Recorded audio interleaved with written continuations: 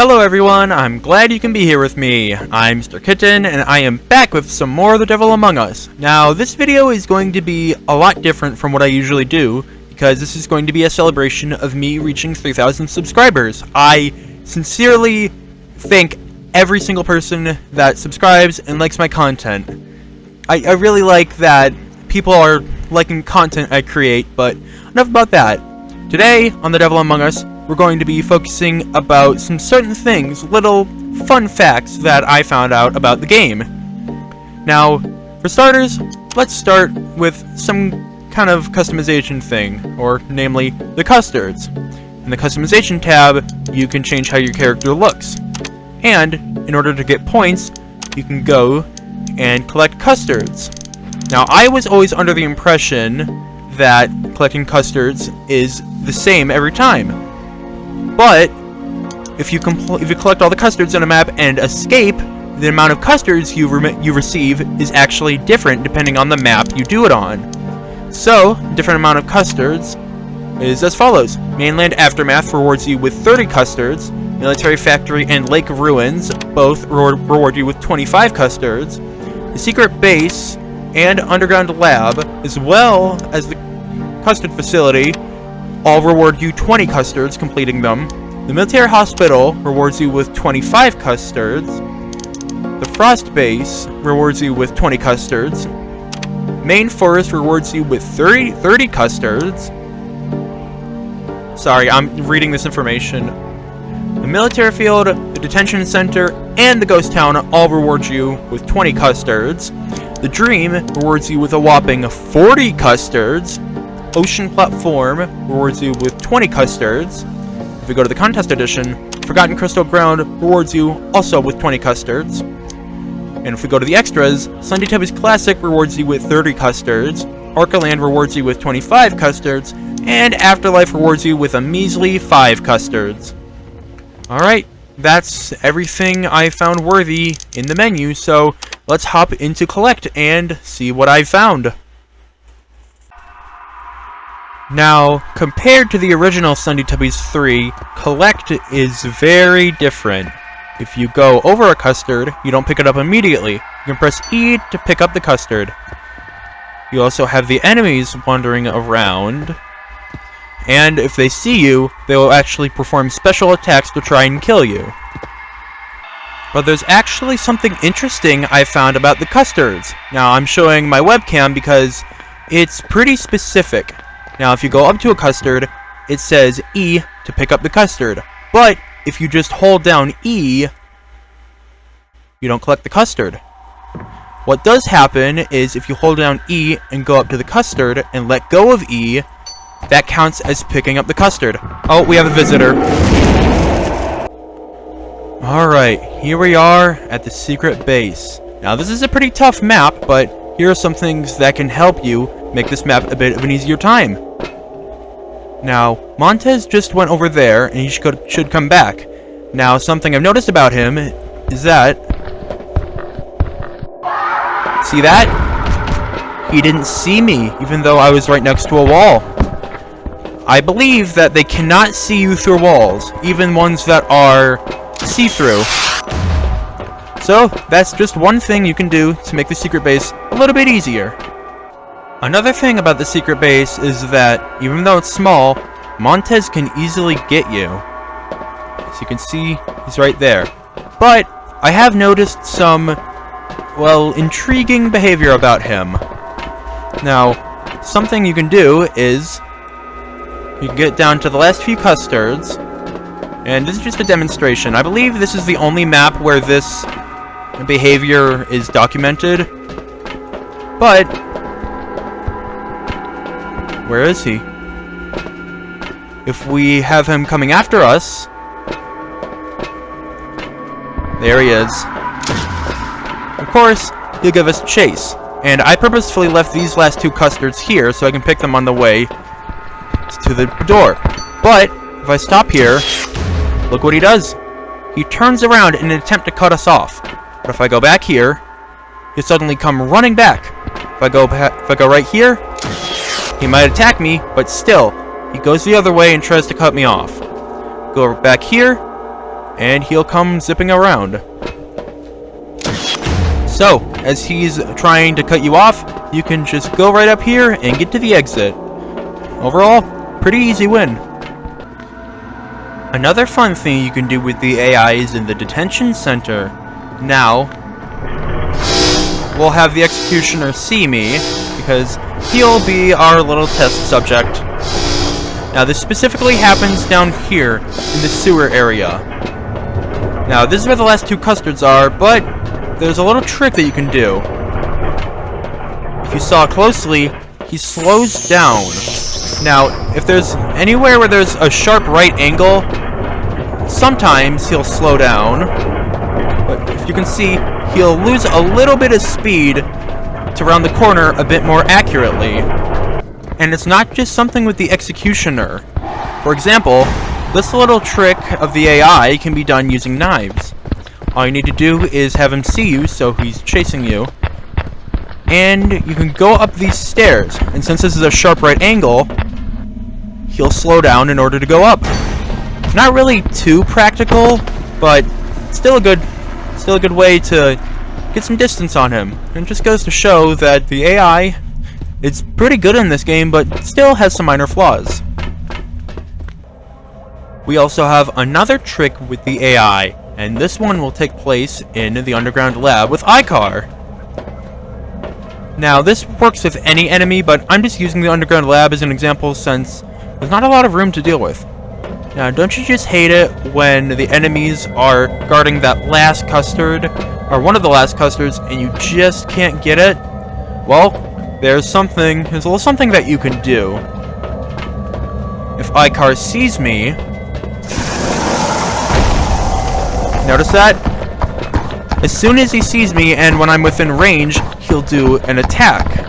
And while he's doing that attack, he cannot use his melee on you. For instance, see? He did the attack and I went right past him. He cannot do his melee while he's doing that attack. Now, if you get hit, that's fine. It's better to take a little bit of damage rather than die and have to collect all these custards all over again. Although, be careful. If you're caught in a bad spot, it can easily be game over for you. Now, we all know how the enemies work in this game. Once you get down to one custard, they'll chase you relentlessly.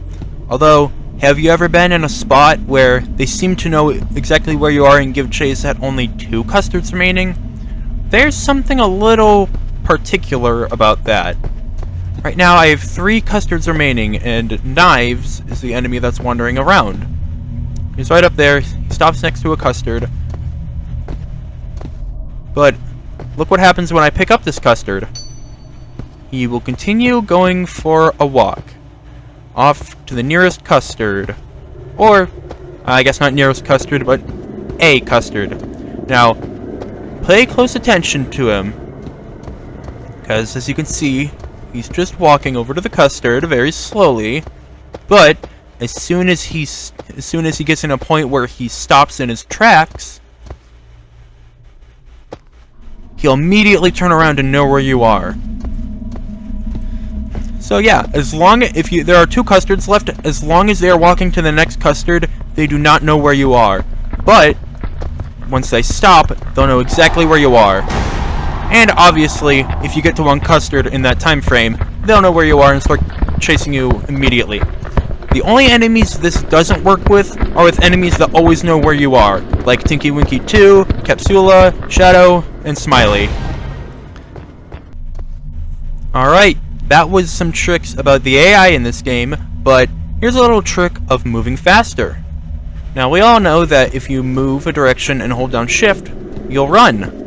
Although, if you watch my videos and collect, you notice that I run and jump quite a lot. Now, I have tested this, and it does seem that you move slightly faster if you run and jump at the same time. But there's actually one place, specifically, where you don't want to run and jump, as it'll slow you down. And that is on staircases. If you run and jump, you'll be slowed down a little bit, but if you just run up the stairs, you'll go flying up them. Very handy when you need to get up to the custard real quickly, or the helicopter in order to escape. So these are the bosses where they have something inside their models that you normally can't see, or just some things that I didn't see at first that I thought were worthy of pointing out. Let's start with Hazardous. Now, he's really cool, holding a very fiery axe, but if we look inside his head, what are we going to see? Well, the end of the spike, maybe? Well, if we go inside, you'll see an eggplant, which is weird enough, but even stranger is that in Hazardous' second form, the eggplant is nowhere to be found. Moving on, Toxic and Toxic 2. They look pretty similar, but there's something weird. If you go to Toxic and look in his head, you'll notice 3 glowing eyes, if they even are eyes, and a blue tongue. Now, if you look at Toxic, you notice he only has 1 glowing green eye, which you can see on the outside. But if we go up to Toxic 2, if we go in, he only has 1 glowing eye and no blue tongue. So, I wonder why those features weren't carried over, or why they are on Toxic to begin with. Especially those 3 green eyes. It's a bit odd. And here are some things that you normally can see, but they're a bit hard to notice. Starting with Yeti. Now, this has been... You probably know this as his face. This is what he looked like in Slendytubbies 3. But what he has right here, this actually isn't a face. As you can see, there are straps right here, and it's a mask. And when he enters his second phase, he takes off the mask. And something that I learned about Shoebill is that not only did he get a really cool redesign, but his mouth is actually stitched shut. And that goes on to his second form. So yeah. Those are some things about these characters that are pretty hidden. A few more things about Sandbox include an enemy only found in Sandbox to my ability, which is a Shoebill. Now, I'm not sure why they're here, but there's something a little strange if you play as a Shoebill. Normally, you can jump using the spacebar, but if you press space multiple times as the Shoebill, you can actually fly around, which is really cool. I don't believe that's a feature with any other character, so you can play as a Shoebill and mess around with your friends by flying around the area. Very cool. There's also some weird things that happen when you spawn in specific enemies. For instance, let's say I want to spawn an iCar. Alright, I'll just click him and spawn him in. Where is he? Normally, when you click to spawn in an enemy, he'll just appear right in front of you. Well, for some odd reason, spawning an iCar places him behind you. And this isn't the only character that goes through this. If you go to, say, the extra bosses and try and spawn in Hazardous, the same exact thing will happen. And one final time, if you try and spawn in Gaian, it'll happen again. For some reason, when you spawn them in, their spawning is a little offset. And for one final thing in Sandbox, this is something you normally don't see. It's with Knives too. Normally in Survival, Knives returns and then transforms into Knives 2. But if you spawn him via the Sandbox console, he'll appear out of the sky and crush the earth and bring up some crystals. So yeah, that's something that I learned about in my very first boss rush video, and it was a sight to behold. But anyways, that's enough about Sandbox. Let's look at something else. This next Easter egg involves Shadow. Now, he looks very scary, and he has a set of very sharp teeth. Although if you look at his stomach screen, it looks like static. But if you move even closer, there's an infinity symbol in there. That's something that I found out recently, and it just adds to how powerful this character is. Alright, I know I'm still in Sandbox, but this is going to refer about taking out enemies better. Now here, for example, we have these newborns. Now, depending on where you hit them, they'll take different amounts of damage. Now, for this newborn, if you just hit him in the legs, he takes a whopping 6 shots to put down. Now for this newborn, if you shoot him 3 times in the body, that'll be exactly what he needs to take down. But if you hit a newborn in the head, it only needs 2 shots to go down. Just goes to show how important it is on hitting the head. And now, take for instance, these mini-bosses. They appear as the mini-bosses on Wave 5. Now, I've always wondered, since dealing damage to the head, it does more damage, is it still the same on these enemies? Now, to demonstrate that, I have the droid sword. For this one, I'll hit him in the head and see how many shots it takes for him to die. And for this one, I'll hit him in the body and see how many shots it takes for him to die. So, if I'm hitting this one in the head, let's see how many shots it takes to bring him down.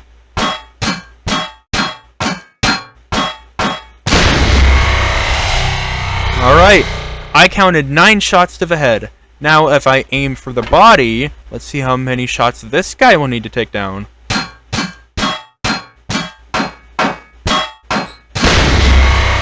It's 10. Yeah, it was just 1 extra swipe, but still goes to show that it doesn't matter what enemy you're facing, whether it's flesh and bone or a whirring pile of metal, always aim for the head. Now this tip is a little bit more miscellaneous than anything, but it features one of the newest maps added to the game, the Forgotten Crystal Ground. Now, visually, this map is very nice. It has a lot of glowing crystals, but you have to be careful about them. They'll hurt you if you step on them. Well, kinda. See these faded crystals? Well, you can rub up on them all you want. They will not hurt you. Yep, you can walk all over them, and they will not bring you any harm. But let's actually talk about the crystals that will bring you harm. Now, normally, if you run across them, you'll take a lot of damage. You take 5 damage per hit, but there's something you can do to kind of negate the damage. If you run around, you can notice you take a lot of damage really quickly. But if you stand still on the crystals, you'll take damage a lot more slowly. And if you need to get over a crystal, you can just jump off and take about 10 damage. It's better than just trying to run across a crystal and not making it far. And it wouldn't be the Devil Among Us video without me mentioning this place. Now, I do have to say that this is not footage from my Devil Among Us game. This is footage from Nui. He allowed me to get this footage from his video, and I asked him if I could, and I got permission. So, thank you, Nui. So, this place is only accessible with file manipulation. You have to do some stuff with the files, and since I'm no good at that, I'll just use Nui's video. Yeah, this place is very mysterious, and there's Enar holding his shadow scythe. And, well, I guess there's not really much to say about this.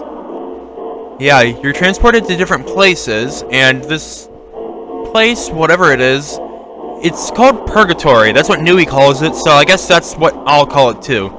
And you're transported to different places. It is extremely bizarre, and I'm not going to show all of it, but if you want to see all of it, I will link this video in the description so you can watch it. Once again, thank you, Nui, for letting me use this footage. And I believe that does it. That was everything I have to cover for these little secrets and tips and tricks about the Devil Among Us. Hopefully, if you find any of these facts useful, you can use them to your best ability in Collect, Survival, or in Sandbox if you just want to mess around, and maybe you'll find even more secrets than me. But hey, that was very fun. So, on that note, that will be the end of today's video. I hope you guys enjoyed this video, and I'll see you guys in the next one. I hope you have an amazing day. Goodbye!